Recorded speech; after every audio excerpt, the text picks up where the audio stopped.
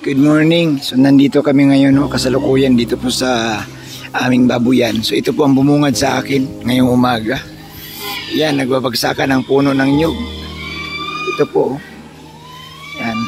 Grabe talaga ang dinulot nitong napakalakas na bagyo. Ang sakit sa dibdib. Makita mo ganito yung pinaghirapan mo, ganito mangyari. Ayan, nawarak. Nasira ang mga kawad ng kuryente. Mga tanim, yung kubo bumagsak. Ayan. Ito yung aming babuyan. Natanggal ang bubong. Ayan guys, natanggal po ang bubong. Pag dumingon ka dito sa kabila, ang daming nagsipagbagsakan. Walang kuryente, sira po. Tagilid po ang mga wiring. Bagsak po ang mga wire. Ayan. So ito, sira na din. Nasa baba na ang mga CCTV. Natangay. Pati ang yero dito, tangay din. Ayan. Natangay. Hindi ko alam kung saan galing yung hangin na yun, guys. Ayan. So ito po yung sitwasyon, no? Talagang masakit lang sa damdamin na ganito makita mo sa pinaghirapan mo. Ayan. So ang yero nito guys, natangay po sa likod. Nandoon po. Ayan po. Ayan. Nagsipagbagsakan ng mga sanga ng mahogani. Ayan po yung yero namin. Napulupot, no? Parang nangyari na napulupot siya guys. Yan. Sa likod. So ito na po. Mabuti na lang yung aming mga alaga. Ito, alala ako dito kasi na-stress ito. Sa lakas ng hangin, natanggalan siya ng yan. Lahat ng saging guys. Lahat ng saging. Ayan yung mga saging bagsak. Ayun sa baba. Ayan guys. Bagsak ng mga saging. Wala eh.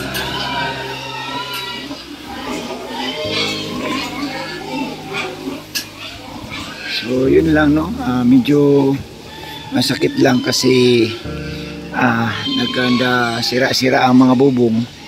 Talagang wala nangyari.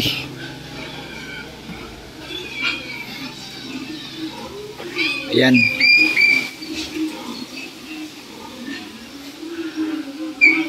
Napataob yung aming higaan dito sa babuyan kung saan minsan dito kami natutulog dahil nagpapaanak.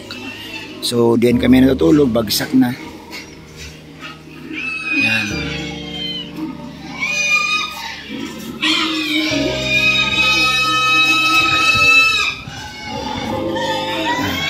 Lahat ng pananim ko walang napakinabangan.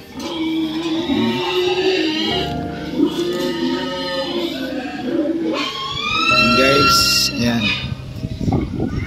Pero ligtas naman yung aming mga alaga. Yung aming mga alaga. Alam mo, nakabaon yan sa simento. Pero kaya yan to, kayang ibagsak. Yan. Magsimula ulit.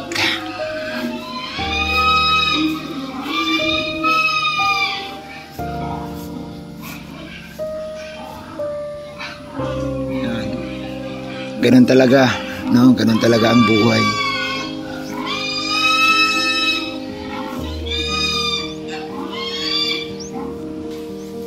So, ito guys. Yan. Mga puno ng nyug. Yan.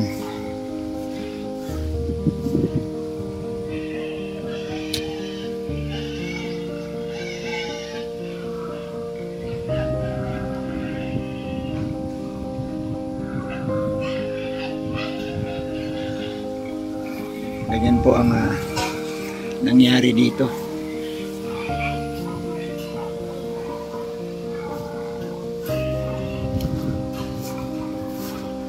talagang natangay. Pero pasalamat pa rin tayo guys kasi ligtas po kami ni Mrs. No? Hindi kami tinamaan ng baha kundi hangin. Hangin po ang tumuklap nitong aming babuyan.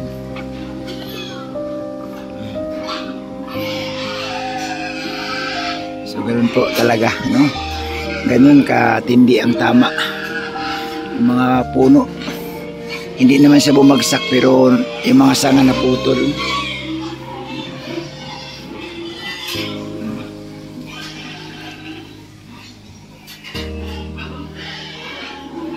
Yan, medyo pag ganito kasi, no, malumural ka talaga kasi siyempre yung pinaghirapan mo, ganito ang mangyari.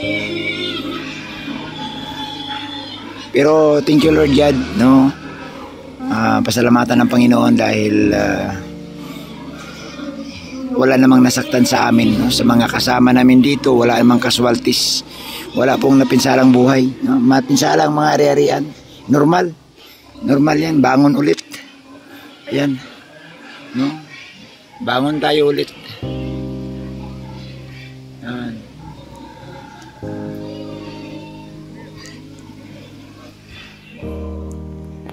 Marami pang puno na bumagsak dito, no?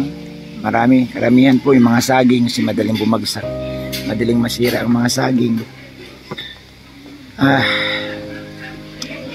Sa ngayon guys, wala man tayong magagawa, no, kundi magpatuloy, balik sa umpisa.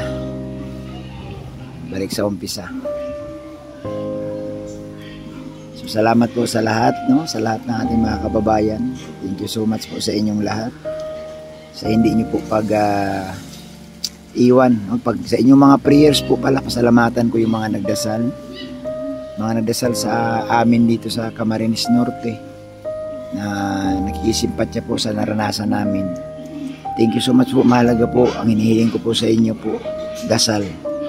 Dasal na makayanan po ng aming mga kababayan dito. So, hindi lang po kami ang tinamaan, mas marami pa pong iba. Mas marami pa pong iba na sinalanta, no? Grabe.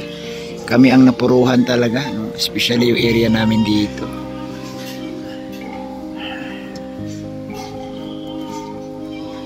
Ayan.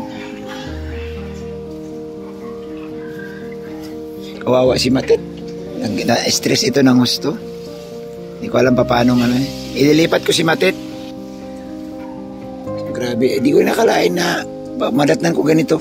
Kasi ang bungakala ko doon lang, pero kahapon kasi nung pumunta ko dito, hindi bang kalakas ang hangin?